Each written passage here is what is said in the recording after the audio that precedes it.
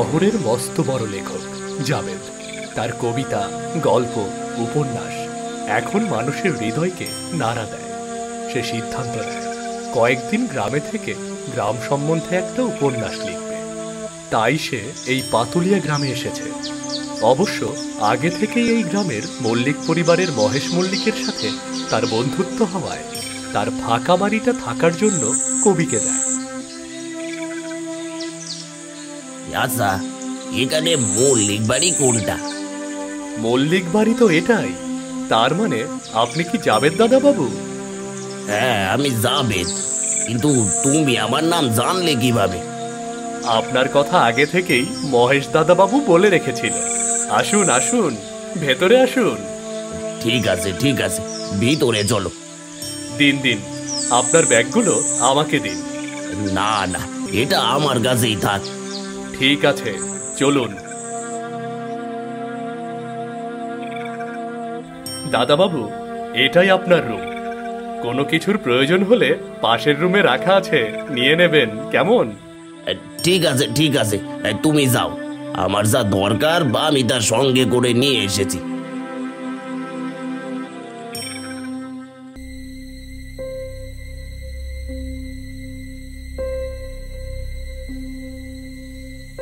না, কেমন জানি গরম গরম লাগছে, জানালাটা খুলে দি।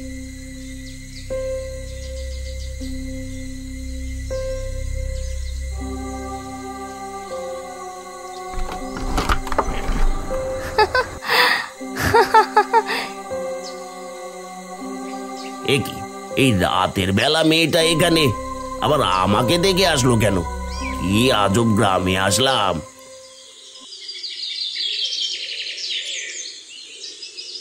এরপর থেকে জাবেদের সাথে অনেক অদ্ভুত ঘটনা ঘটতে থাকে। সে মাঝে মধ্যেই রাতে জানালার পাশে সেই মেয়েটাকে দেখতে পেত। তার এই ঘটনা গ্রামের মানুষদের বললেও কেউ এটা বিশ্বাস করত না। আচ্ছা, আপনাদের গ্রামে ওই মল্লিক বাড়িতে কি কোনো সমস্যা আছে? কি যে কোয়ান বাবু, এই মল্লিক বাড়িতে কেন? আমাদের গ্রামে কোনো জায়গায় কোনো সমস্যা নেই, আপনি নিশ্চিন্তে থাকতে পারেন। তাহলে প্রতিদিন যে একটা মেয়ে জানালার পাশে আমাকে দেখে হেসে চলে যায়, সেটা কে হতে পারে? এসব আপনার মনের ভুল ধারণা। আমাদের গ্রামের মেয়েরা সন্ধ্যের পরে কেউ ঘর থেকে বের হয় না। তাহলে তো এই গ্রামে কিছু না কিছু আছেই। কিচ্ছু নেই বাবু, কিচ্ছু নেই, আপনি নিশ্চিন্তে থাকেন। আমি যাই, আমার অনেক কাজ আছে।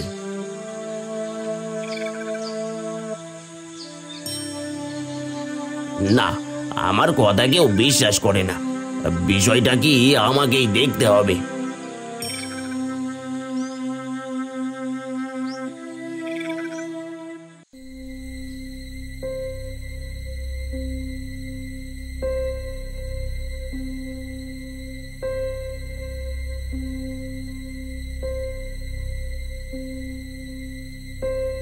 এখন আসার সময় হয়ে গেছে, এই জানালাটা খুলে দেখি এসেছে কিনা।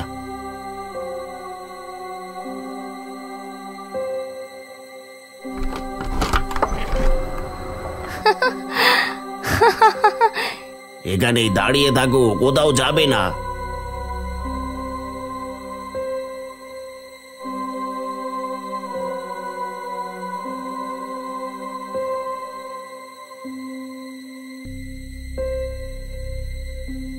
কে তুমি? আর প্রতিদিন রাতে আমার জানালার সামনে দাঁড়িয়ে থাকো কেন? আমি রিয়া। শুনেছি আপনি একজন বড় লেখক, তাই আপনার কাছে আসি। হ্যাঁ, কিন্তু বড় লেখক বলে নিজের প্রশংসা নিজে করতে চায় না।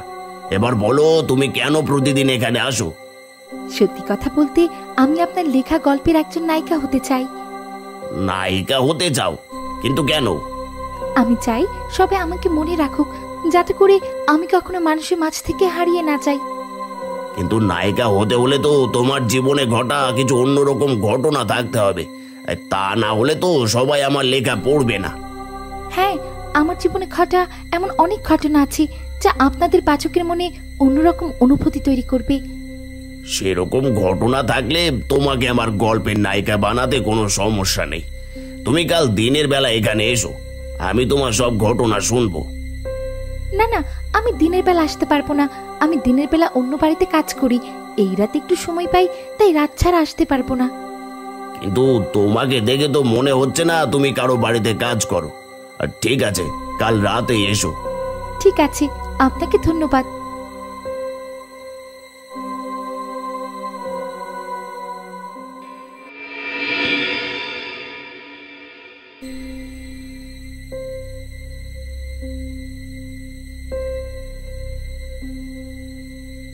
ও, তুমি এসেছো? এসো এসো, বসো। হ্যাঁ, বসছি। এবার বলুন, আমাকে কিরকম ঘটনা বলতে হবে? দেখো, তোমার জীবনে এমন কিছু ঘটে গেছে যা অন্য কারো জীবনে ঘটেনি, এমন ঘটনা বলো। ঠিক আছে, শুনুন তাহলে। আমি ছিলাম বাবা মার একমাত্র মেয়ে। মা বাবা অনেক ভালোবেসে আমাকে মানুষ করেছিল, কিন্তু আমার মা ছিল একটু ব্যতিক্রম। সে রাত হইলে একটা নির্জন রুমে গিয়ে ওং বিং তিরিং, ওং বিং তিরিং, ওং বিং তিরিং। তোর সাধনার শেষ সময় পৌঁছে গেছিস। আর মাত্র কয়েকদিন সাধনা করলে তুই তোর লক্ষ্যে পৌঁছতে পারবি। তুই অনেক শক্তিশালী হয়ে উঠবি। কিন্তু এতে যদি বিপরীত হয়, তাহলে এক এক করে তোর পরিবারের সবাই অদৃশ্য হয়ে যাবে, এমনকি সবার হৃদয় থেকে চিরতরে মুছে যাবি। কেউ তোদের মনে রাখবে না। না, আমি যে করেই হোক ওই শক্তি হাসিল করবই, কিছুতেই পিছু পা হব না। ঠিক আছে, তাহলে তোর সাধনা যখন শেষ হবে, তখন তুই তোর সামনে একটা আলো দেখতে পাবি। সেই আলোকে অনুসরণ করলে তুই শক্তির উৎসের কাছে পৌঁছতে পারবি। মনে রাখিস, সেখান থেকে তুই না ফিরে আসলে তোর পরিবারের কেউ সেই আলো থেকে বাঁচতে পারবে না। একদিন আমি অন্য ঘরে ঘুমাচ্ছিলাম।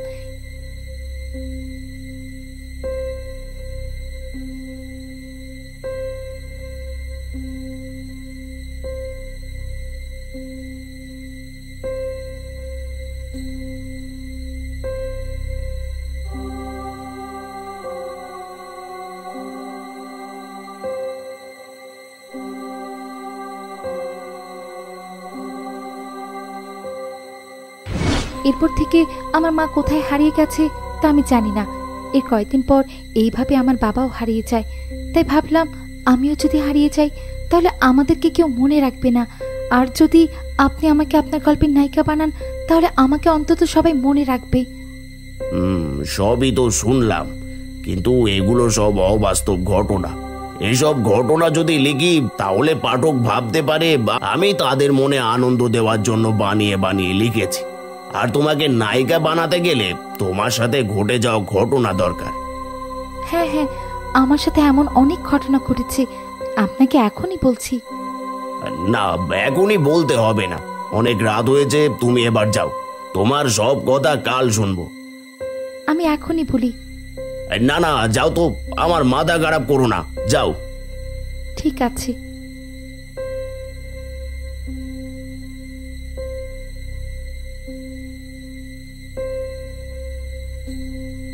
যত সব কোথা থেকে যে আসে, আমাকে রূপকথার গল্প শোনাতে এসেছে। আজ পর্যন্ত সত্য ছাড়া কিছু লিখিনি। এখন এই পাগলের কথা শুনে আমাকে পাগল হতে হবে।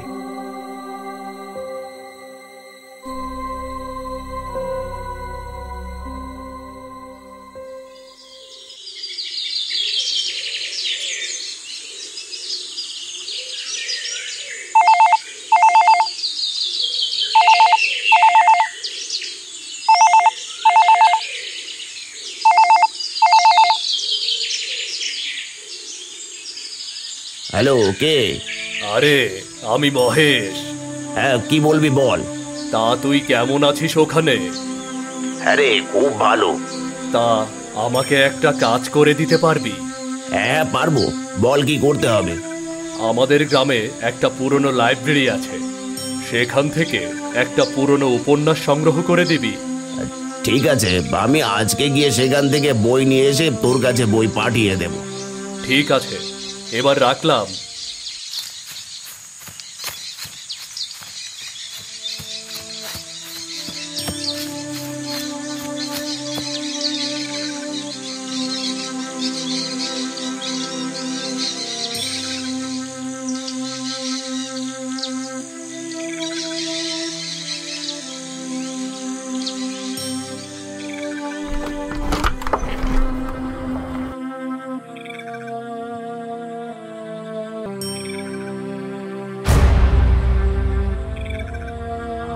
আমি কি দেখছি? তার মানে আমি এতদিন একটা মৃত মেয়ের সাথে কথা বলেছি। তার মানে ওর কথাগুলো সত্য ছিল। না না না, আমাকে বইটা পড়তেই হবে।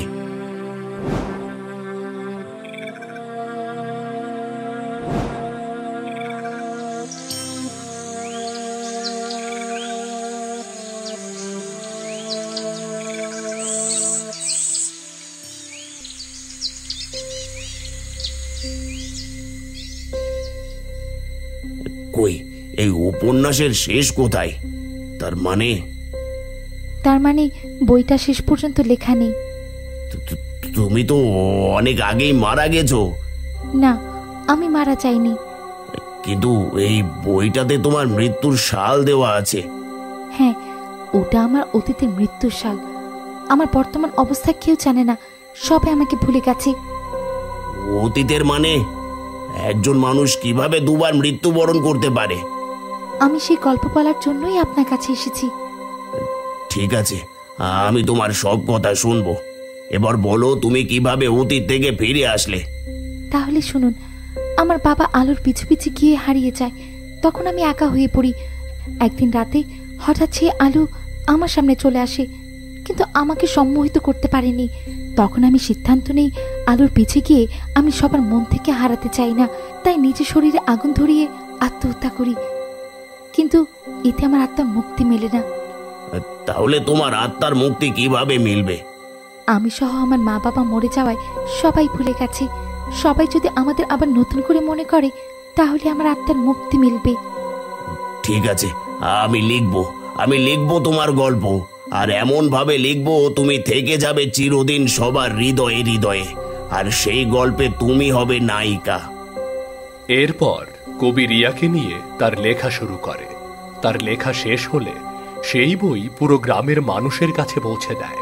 গ্রামের সবাই যখন রিয়ার মৃত্যুর কারণ জানতে পারে, তখন রিয়ার আত্মার মুক্তি হয়। রিয়া মিশে যায় আকাশে, বাতাসে, সবার হৃদয়ে।